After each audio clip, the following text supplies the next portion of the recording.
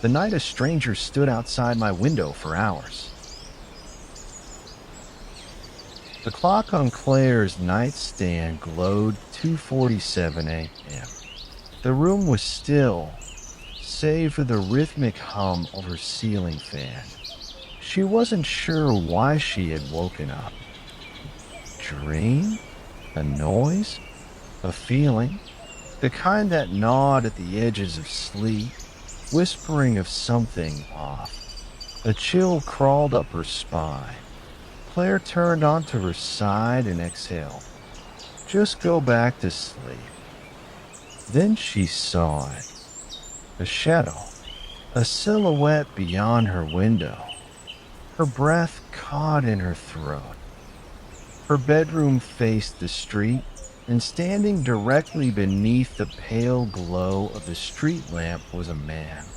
He didn't move. He didn't fidget.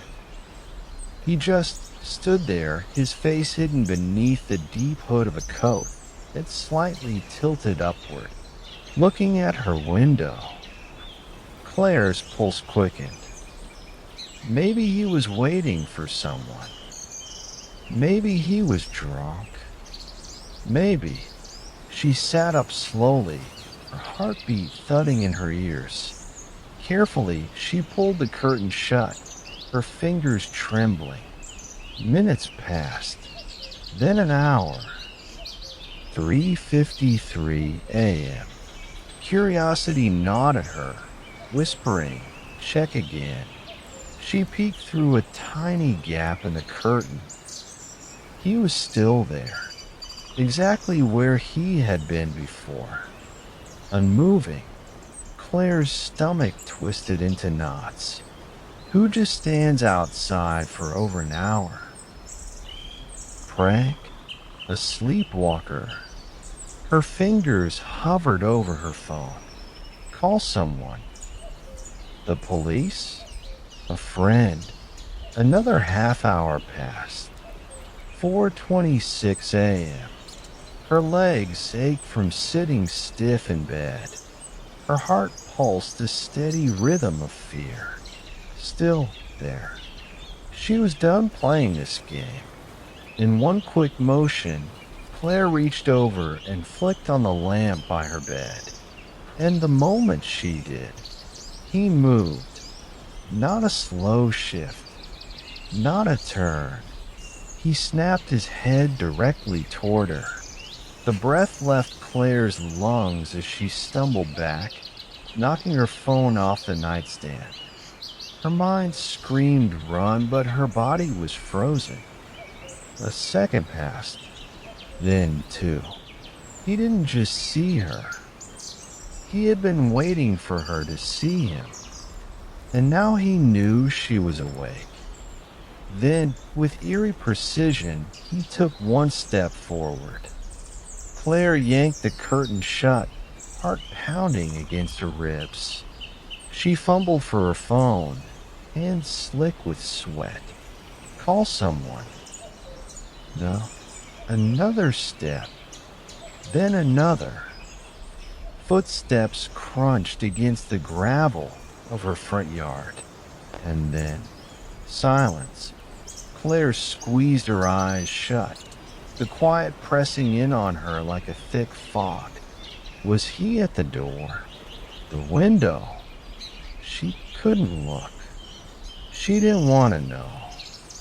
The minutes dragged. 4:39 a.m. Finally, she forced herself to move. Hands shaking, she peeled back the curtain. The street was empty. The stranger was gone. But deep in her bones, Claire knew one thing with certainty.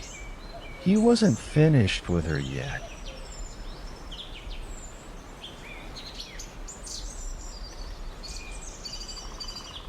The city pulsed with life far below, neon signs flickering in the darkness.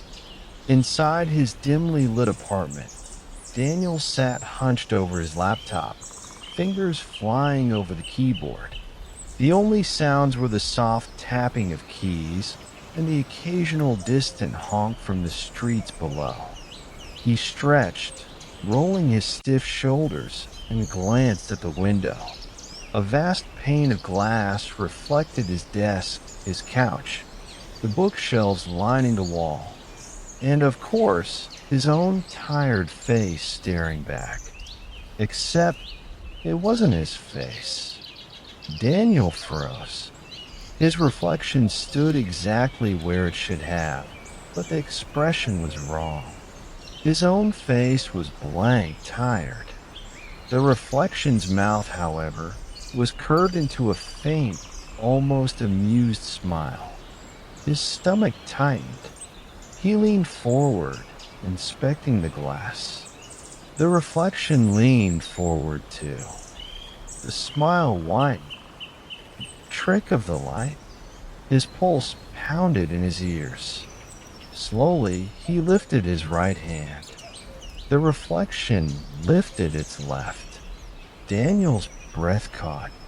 That's not me. A chill slithered down his spine.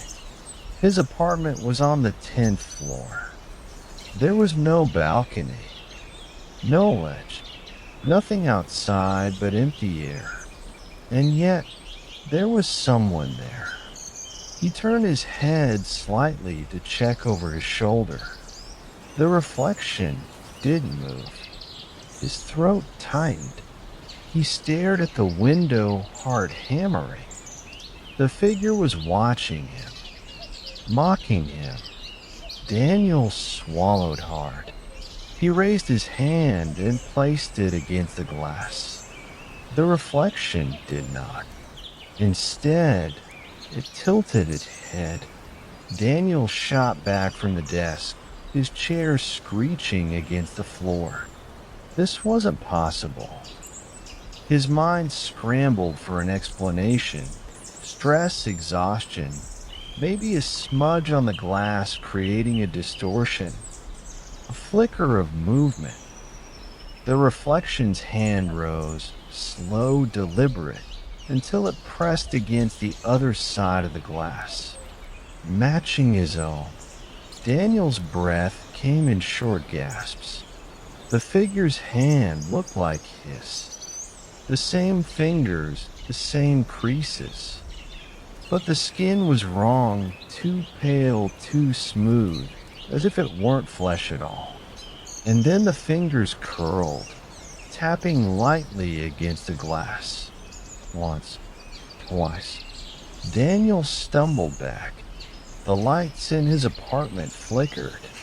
A crack splintered through the glass, not from his side, but from the reflections. The smile stretched wider. Daniel lunged for the light switch, flooding the room with brightness. The window was empty. His own reflection had returned, looking back at him, mirroring his wide-eyed fear. But before he could exhale in relief, something tapped against the glass from the outside. Once, twice, and then a whisper, so faint it could have been the wind. Let me in.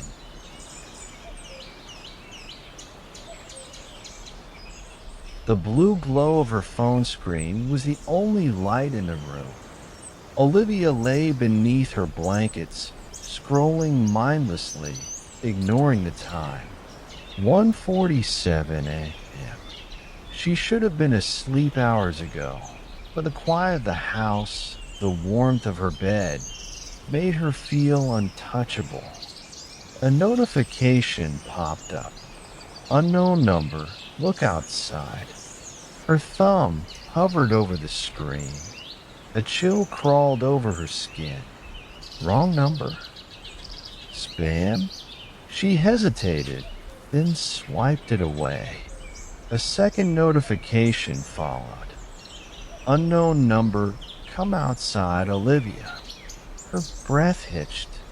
The air in the room seemed to thicken. Her name.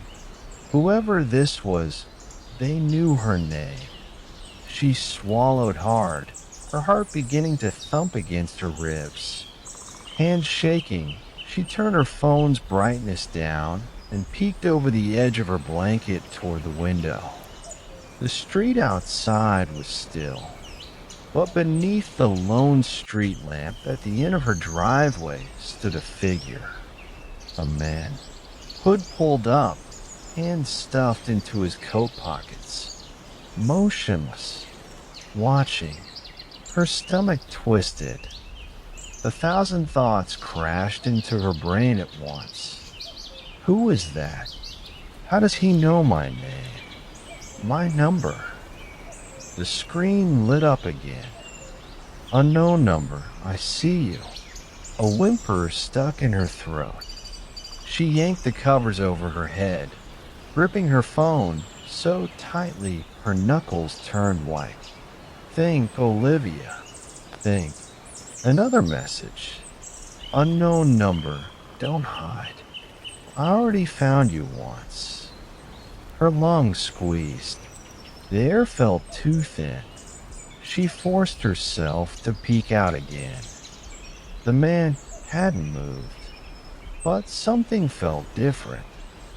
The way he stood, the way his hood tilted ever so slightly upward. Her stomach dropped. He wasn't looking at her house. He was looking at her window. At her. She lurched back, panic roaring in her ears. She fumbled for the power button and shut off her phone screen, plunging herself into total darkness. Silence stretched. Then, a new notification vibrated against her palm. She didn't dare look, didn't dare breathe, but curiosity clawed at her. What if it's important? What if? Her hand trembled as she tilted the screen toward her. A picture message. She opened it. Her blood turned to ice. It was a grainy, shadowed photo of her bedroom window, taken from the outside.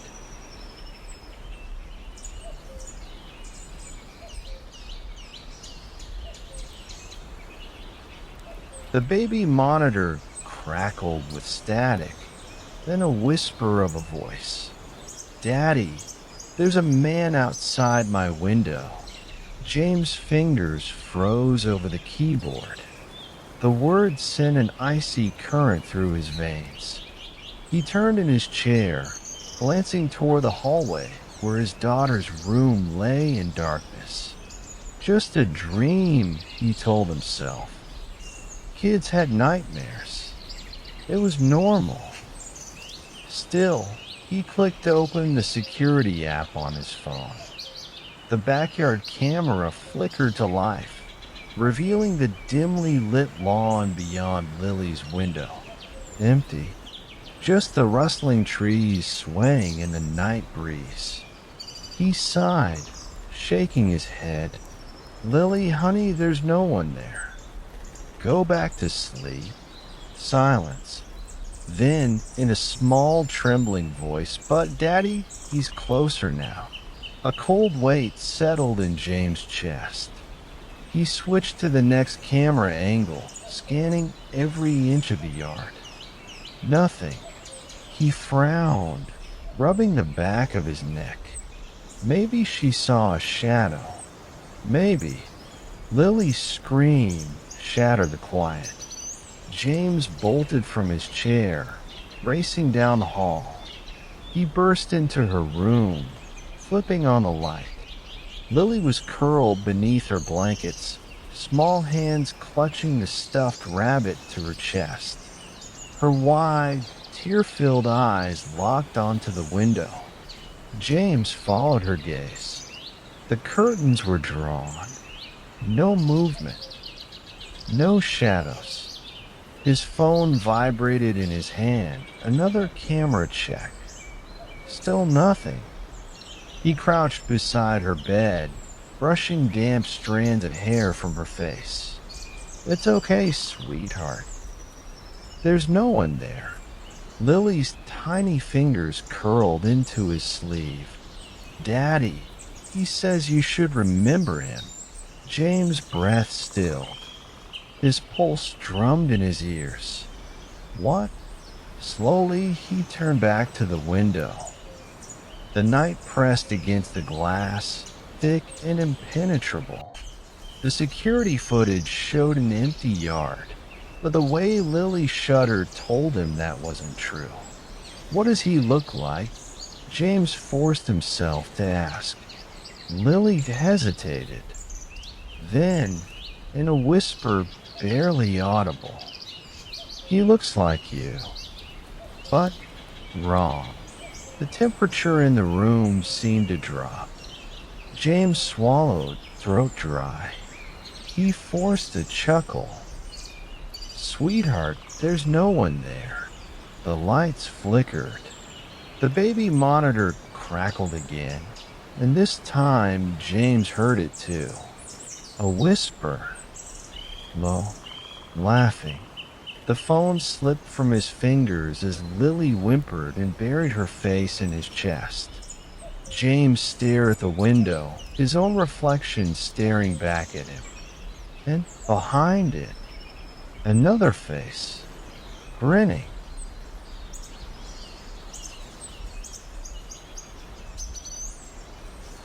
The city was supposed to be a fresh start. New job, new apartment, new life.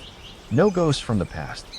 At least, that's what Claire told herself as she curled up on her couch, the glow of the TV flickering across the walls. Outside, the streets buzzed with late-night life, car horns, distant laughter, hum of a city that never really slept. Unlike the quiet town she left behind, unlike that house, she shoved the memory down. It was over. Until the knock came. A slow, deliberate tap-tap-tap against the glass. Claire's stomach clenched. She lived on the second floor. The room seemed to shrink around her.